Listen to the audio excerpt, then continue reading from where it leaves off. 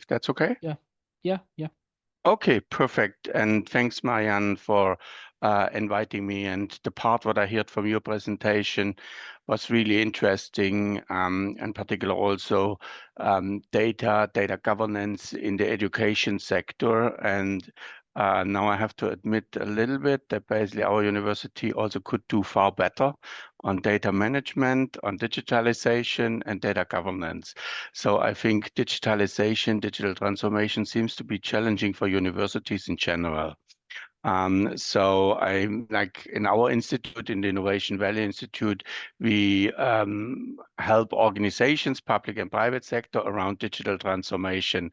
But I think on the university, we still have a long way to go, and we are starting actually also to engage within the university to help and discuss digital transformation, data governance, data opportunities, and also sharing data in the university academic sector. So I really liked your presentation, Marianne. So, and what I prepared is a few examples, a little bit of our institute here, the Innovation Valley Institute in Maynooth University, and providing a little bit of input, hopefully, for the discussion around this. So that's kind of, and over time and over the project, we can shape that. So I just try to share some input to it. So my name is Markus Helfert. I'm Professor for Digital Service Innovation at Maynooth University in Ireland, and I'm also the director of the Innovation Value Institute here in Ireland. And we're talking a lot about digital transformation, data governance. Not only talking, we actually collaborate with organizations within that. So what I had planned for the 30 minutes, talking a little bit of an introduction of the Innovation Value Institute, because I think it's a unique kind of setting how we actually position the institute around these topics. Then we have a core model which we also can apply actually, and we did in public sector, but also to the universities, our capability maturity framework, which is there for a while. So I talk a little bit about this just to give you also background how we think, how we actually look at digital transformation.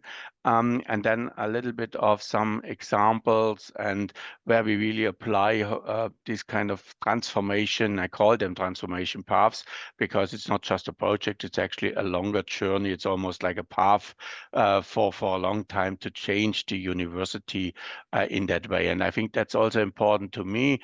It's not done with just digitalizing some workflows, implementing some forms. For example, the expense claim form is usually a nice example where we digitalize it, but we don't change the digital kind of process. And what we can do, it's basically just a replication of the physical, the paper-based format. And we did pretty similar as well at this. And I think there are plenty of examples also in Maynooth University within that where we could actually have done it better in that way of a digital transformation. So this kind of thing, that's the package, that's the 30 minutes what I thought. And as I said, hopefully it's a little bit interesting, a little bit insightful, and of course provide some input to the discussion. But first, a little bit about the Innovation Value Institute. So I joined the Innovation Value Institute about 6 years ago here in Maynooth. Before that, I was at Dublin City University, so about 25 years now in Ireland. And to me, the core of the Innovation Value Institute is not technology, it's not our research, and it's certainly not our publications. It's about people. To me, this is basically the core of the Innovation Value Institute, where we have amazing people, where we have teams, expertise, people working together. And this is really the core, I think, of the Innovation Value Institute. But also, I think, whatever we want to do with digital and data governance, we need to think about this in the university as well. We have people, we have teams, we have existing workflows, we have structures in place, and we need to first raise the awareness that there is actually something we can do better, but then also thinking about that it's not just a technical solution, because if it's data governance, you could provide, of course, use a tool, but this doesn't help. It's about the people. It's about all of these aspects around it. And if we lose the people on our digital transformation path, we lost basically. So, and that's the core to me in the Innovation Value Institute. The Innovation Value Institute, so in short, IVI. is around also almost 20 years. So was set up in 2006 with a collaboration in Intel. So here in Maynooth, the Intel base is 15 kilometers away from here. So that was a very strong collaboration and also very industry oriented, industry non-academic oriented. And since the foundation, we always worked with many, many companies, big companies, international companies, medium-sized, local, smaller companies. So a whole set of these organizations. And when I say companies, I mean private, public sector organizations. And the last 5, 6 years, so when I took on the directorship, we changed a little bit from IT to digital and digital transformation. So far more the organizational transformation than the IT department itself. And we see that across the sector that actually IT is an enabler, but it's not the core. It's basically, it's the enterprise, the organization is essential around it. And that's where we shaped our research focus, all what we do around digital transformation. So that's also, so the Institute itself went through a transformation over the last 5, 6 years. And we're working also with non-academic and industry, public sector, policymakers. So government is a big part in our, I think, so we have that set of different stakeholders, different people involved to understand what it's actually really needed. We do a lot of research, so we have PhD students, postdoctoral researchers. We do also training. We have a training program where we also, again, help the people, the skills, the organization to understand what to do. 1 hour of our successful training programs is leading digital transformation in organizations. So where we really help the people to lead that change, that one. We do outreach webinars a lot on conferences, and we have an annual conferences. We also funding, we look at European funding, of course, as one of the key sources, national funding, but also industry funding, basically. So, yeah, and some key figures on the side. So we engaged with a lot of people and a lot of effort went into the framework what we have. Also, and for this seminar presentation, I thought it's important to also phrase it, why are we phrasing it on the beginning of shaping the digital future, but also why our research is shaped, because also Europe and the European agenda for the digital transformation, digital decade, shaping digital future, so whatever we want to call it. The big topic, a lot of effort also on a European level and a lot of funding goes into this. And in essence, and what I like there is also they're not just talking about cloud computing. They're not talking about just data technology. They're talking about transforming the sector, transforming the organization. Of course, using these technologies. That's not the question. AI, we're using all this. But it's the combination of skills, processes, knowledge, and transforming really the sector around this. And that's, I think, is what Europe, what the European agenda around digital future is set out. And the university sector is one sector, an important sector, and but others as well. The public sector is probably very similar to this, where we also see a lot of push, a lot of ambition as well, but there's still a long way to go. And if it's not structured, if it's not managed, it will happen somehow, but it doesn't happen in the best way, maybe. So we need to really think about how we manage that transformation and what's the best kind of way forward to use the resources well, to involve the people in the right way, and also use the technology in the best way we can. Because otherwise it will happen somehow, but we don't know exactly how. And that's kind of where we position and where we try to link our institute, the Innovation Value Institute, to this European agenda. And of course, we do that because there's a lot of funding involved and a lot of business.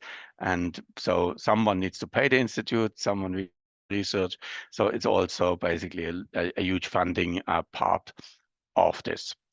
How we structure then our research, and that was a challenge. So it looks at the moment now really boxy. I see this kind of really isolated areas. So the vertical ones are almost sectors. It's not exactly sectors. We didn't want to have a particular sectors, but it's when you read this: digital retail, smart cities, construction, health, they're almost sectors, but they all have a challenge, what we want to do.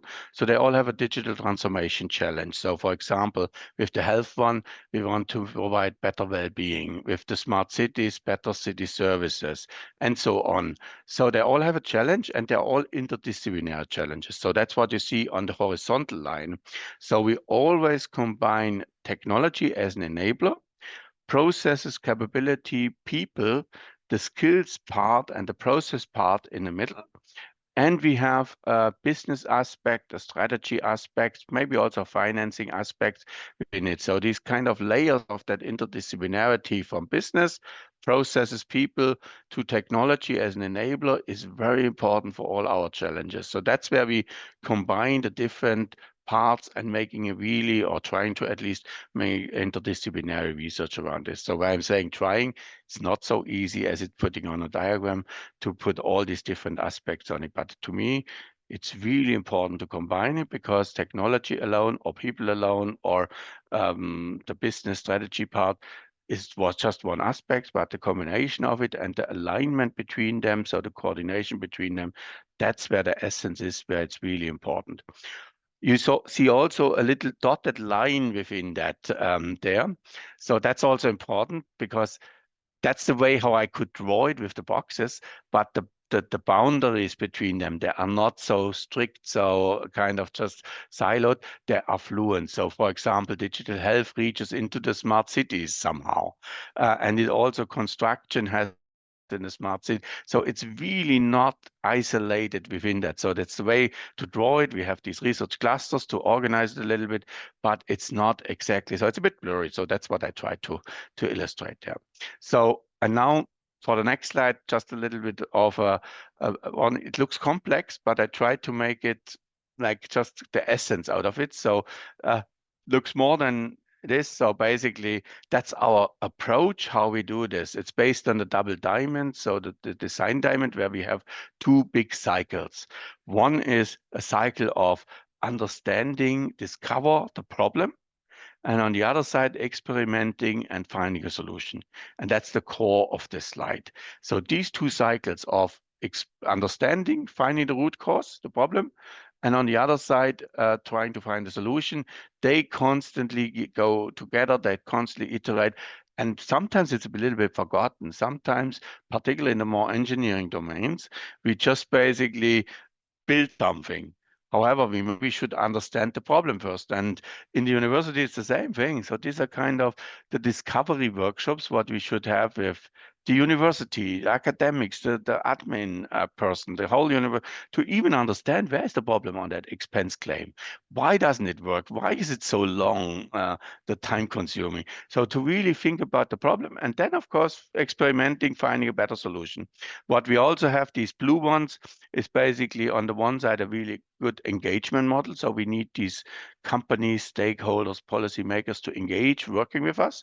And on the other side, IVI, the Innovation Valley Institute, we codify expertise, experience in frameworks. So that capability maturity framework is one framework, but we're trying to extract learnings from these projects and putting that into something a little bit more structured, a little bit more shareable. And that's what we sell with, no, I shouldn't sell, what our members can avail of when they actually are part of Institute. So that's our knowledge base, our portal, where members can access that, and that's then a hopefully valuable resource. But that's so, as I say, this diagram looks more comprehensive than like, but it's really these two cycles are important: discovery and experimenting, an engagement model, and a knowledge base. And what I call all these clusters are mini real world representations. So these are kind of selected people, selected organizations working with us on a particular real world problem. And that's how we organize our research, how we do this. So moving forward, I wanted to talk a little bit, just briefly, over that capability maturity framework. I always put the IT now into practice because we moved to the enterprise level a little bit, but also there is almost 20 years of expertise and work within that framework. So there's quite a lot of work went into it. It's there, it's used, and organizations still using it in the IT part, but also in the digital transformation part now more and more. So that's why I thought it might be useful to understand a little bit, to share a little bit how that was developed. So almost 20 years now with 150 plus organizations. And the interesting one, and Marianne, you mentioned before, open data, I think this was also in an open way. So open innovation. So where these organizations worked with us together and contributed their experience to develop that framework. So it's what you can imagine, these kind of workshops, working groups, and everyone helped to develop that framework. And we are a little bit proud of this, that we managed to get these organizations on board to contribute to the overall framework. And that's why it's so comprehensive, why it's so big around this. So it was focused on technology management. So as I say, it moved a little bit more on the organizational one, but it also includes a lot of published other knowledge linkage to other frameworks. This is not the only framework. There are many other frameworks. There are body of knowledge, data management, and so on. So it references, it aligns and links to this. So one other thing, we shouldn't replicate or do things which are existing somewhere else. We should just refer to them. So that was one of the key parameters. And of course, we have assessment. So we're trying to mature organizations, helping them to improve, basically, to mature the organization. It's a maturity model, that capability maturity framework. So we also have it organized on kind of 4 areas for macro capabilities, how we call it. So one is basically the business aspect. The next one is budget and financial aspect. The capability aspect, which is a really important one, where we actually look at organizational capabilities to deliver something, and then a value aspect, which seems to be also still extremely important, and particularly when we're talking about digital transformation, data governance, the value aspect and how to deliver that. So capability, value haven't gone away, and organizing, managing it as a business actually as well. So these are all important parts on this. So this is the framework basically in a high level. So there are 37 plus capabilities. So when you look at this, these are in these 4 areas organized. So the first one is kind of managerial, strategy, leadership, innovation, governance. Around this, then financial aspects, and then organizational management capabilities, knowledge management, project management, supplier service management around this. And then the last one is more like around how to actually benefit realization, maximizing value, understanding value around this. And behind each of these capabilities, there is detailed information on how maturity looks like, how level 1 to 5 looks, how to move from one level to the next one. There are practices, so guidelines for organizations, how to do that, how to implement that. And that's kind of where we still using this type of structure, where we're maintaining certain parts of it within that. So, and that can be downloaded from the portal if someone is a member of the organizations. Also, it's important to point out we're doing 2 levels, which are very important. Is one on the organizational, the enterprise level, and the other one is the skills level. And I think that fits again into the project, Marianne, what you have is around the capabilities and the skills then, so the organizational capabilities, but they're building on skills for individual in the university, and also when we're talking about teaching programs, what competences we need to teach, what capabilities we want to shape around this. So that's also that play between capability and competences is within our framework and in our work as well. So we're talking a lot about both of these competences and capabilities. We also have a portfolio of different tools. So I just point out a few. Digital readiness, so where we basically can measure at least the level of readiness for digital, cloud, green, cyber security, and cyber readiness. So that we reshaped that recently a little bit because that was an important one.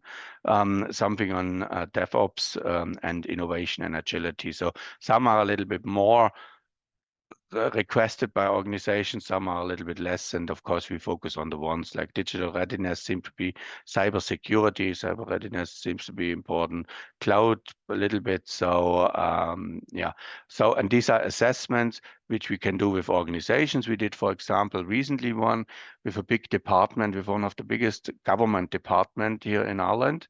We helped them to feed into their digital strategy or digitalization strategy by doing a large-scale assessment of digital readiness. So we surveyed and talked to the department employees and looked what they can actually improve on the digital transformation. So that was very insightful, and I think it really fed into their strategy and their plan to actually improve digitalization in their departments or the public sector. So yeah, what we also, and that's where I kind of put my angle a little bit on these enterprise capabilities, so these 30 plus capabilities. But what I also see, it's not just one framework anymore. The world got far more dynamic, far more agile, and far more kind of prioritizing and that kind of journey to transform.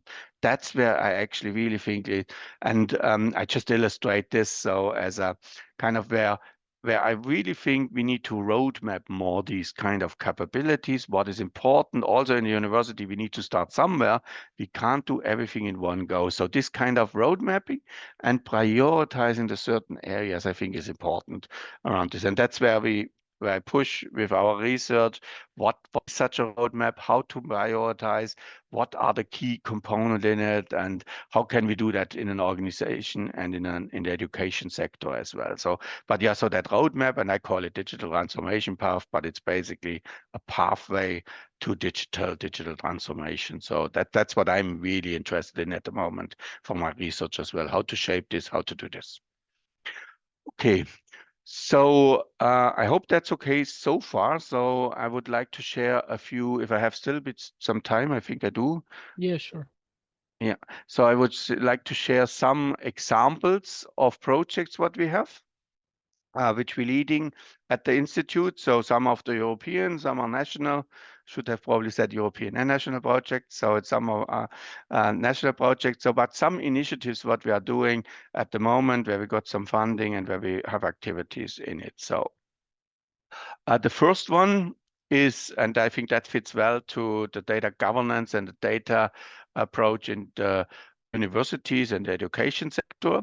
So we have a large-scale data governance program for shaping best practices of data governance in different sectors. So we have climate, industry, public services, and there's also the university part of it. However, the problem is the funding within that. So because that's so that university with the co-funding, it's a little bit trickier on this than industry funding. So that's why it's more to the private sector because of the funding, but it's also funded by Research Ireland, Science Foundation Ireland, roughly about 10 million. So it's a reasonable project. It's large. And what you see on the left side in that circle, once you see the different areas what we're looking at, and that's our research agenda, which we shaped with stakeholders, with government, private sector together. And we're looking at data markets, so data value. So what is the value of data? Then we're looking at regulatory elements on it. So basically finding the balance between how much regulation should we have and how much actually, or if the regulations get too much, it prevents innovation. So what is kind of, and that's a little bit difficult, but what's the balance between regulation and less regulation? So what is the right mix on this? Then some technology aspects, and actually even the last 24 months, it overtook us a little bit with the AI movement, AI possibilities on this. So we started off with privacy preserving technologies and kind of looking at metadata, semantical technologies. But I think there is far more the last 24 months now on more automated, more AI-based technologies in the data space, in the data governance space. Then we move on to standards, standards framework. So this is kind of more from the standardization body. And then the fifth topic is ethic, design aspects, responsibility. So this responsible data management and data governance. And so it forms again a very interdisciplinary research program. And the interesting thing is that the research agenda was about done 5-6 years ago, and it still resonates to the organization. So when we present that, when we present the details, these are still challenges. These are current aspects, and I presume in education sector, teaching and education sector, it's very similar to this, where we actually still need to look at these kind of best practices. What is data governance in the educational sector? So yeah, we have some partners in there. We also have established a community of practice where we have active members basically contributing with their knowledge, again, basically shaping a framework, basically. That's what we do. Okay, that's one of the projects. So I'm coordinating this. Then a European project, I added that because I thought it might be interesting from an educational perspective. So that's a doctoral network, a European doctoral network, Maria Slodowska-Curie network, where we have 11 doctoral candidates or PhD students working on data governance and data governance topics. So from the technical to the business model and the data management, data governance topics. So 11 people, 11 doctoral candidates working on it. It's not in the education sector, it's in the agri farming sector, farming and forestry sectors. Well, also interesting that because a lot of data happens, a lot of big companies benefit from the data, but the originator, typically the farmers, they benefit very little or none of it. So, and we want to really get the fair value sharing, not the fair principle, fair value sharing into this, that we need to think about. So how to distribute it, how to manage data within that. So, and because it's a doctoral network, typically the output of them is also graduates. So it's kind of what we call them a new generation of data executives. So this is also from a career perspective, a very interesting career path to become a data executive who has that knowledge about digital and data. Another Marie Curie program, which we are leading, which I'm coordinating, is a Marie Curie co-fund. So this is funded by the European Union have, and by other sources, by research funding in Ireland around sustainable digital transformation. And when you see the next slide, it probably resonates very quick to the IVI research agenda, because it has very similar topics within that. So it has the sectors, it has strategy, governance, people, and technology within that. So basically, it forms postdoctoral research projects around this interdisciplinary research agenda in these different sectors. And the addition is also a cultural ethics aspect on it. And so there we have several postdoctoral researchers working on different topics, and they proposing their topic basically. So, but it's also exciting to working with these international postdoctoral researchers. This project, another European project, so we have a set of these European projects at the moment, so which is interesting from a skills perspective. So where we shaping, like it's led by in Germany by the University of Applied Science in Münster, and they basically brought a consortium together around food and beverage. And they're talking about digital change agents. So basically the people becoming the digital change agents. So they starting to transform the organizations. And we need to, of course, educate and help the digital change agents, the students and the organizations to get the right skills, to have these digitalization competences and transforming a whole sector around this. So that's also interesting, that kind of approach to educate people to become actually the facilitators, the digital change agents to do this. So that's also an interesting project. And the last one on the set of projects is one where we're working specifically on skills, and we worked around skills. What skills are important to transform software development? So to make that more green, more sustainable around this. So basically overall to reduce the CO2 emissions. However, what is actually then kind of how to implement that? So it's not only just about the data centers. It's also not only about measuring something, it's about bringing actually different practices into the software development process. And we're looking at how can we incorporate that early in the software development process. So at the moment, it's somewhere measured on the end, but also like kind of how to consider these certain aspects, for example, demand computing, green coding practices, how to bring them in, how to actually really educate people, how to refactoring, so rechanging architectures, rechanging functionalities to bring the green aspect, sustainability aspects into this. And that one on computational accuracy is also an interesting one. So maybe we doesn't need to be always 100%. So maybe we can reduce certain complexities within it, certain accuracies in it. So, and of course, that saves somewhere also energy, CO2 emissions as well. So it's all about kind of balancing and seeing. And I think you called something about digital waste. So in a very similar way, it's kind of opportunity to see where can we actually save something, where we can eliminate certain things, or where we can front load things in that software, green software development part around this. So we have shaped a method and a maturity model around this on the skills, and working with organizations on it. So I think that's well received, that's used around, because this is a big challenge to bring that forward into the early stages or throughout actually the software development cycle. So these are kind of the examples what I have. Of course, like I could have included some others, but I thought these are the ones which reflect the skills aspects, the competences and capability aspects well, and particular that digital transformation, the digital transformation path as a very, very important thing. Whatever we do in digital and data, we need to consider how to roadmap the path and leading this and shaping this, because it's not just a project. It's not just that one tool. It's a whole effort to transform the whole organization. And I think this is also my key message.